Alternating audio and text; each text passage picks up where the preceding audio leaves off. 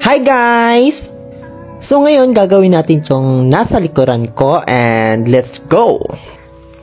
Kumuha ng short band paper, tupiin ng half, then tupiin ng cross or lengthwise, and then ganito ang itsura. Tupiin ulit, cut, gupitin sa tatlong bahagi at viola.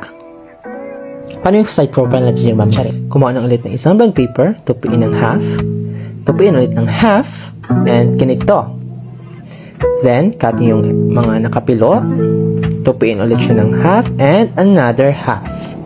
So, ganito ang itsura niya pag nakagupit na. Tada! So, meron tayong small and big strips. So, yung strips na yun, piluin.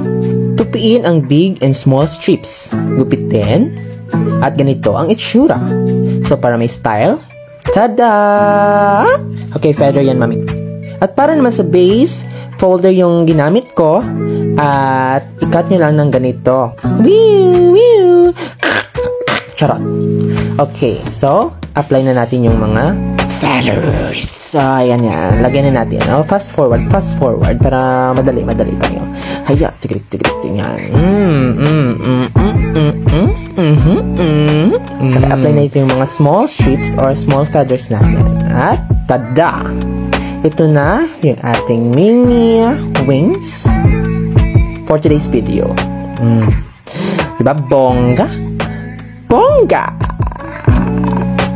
O, diba bongga? Okay.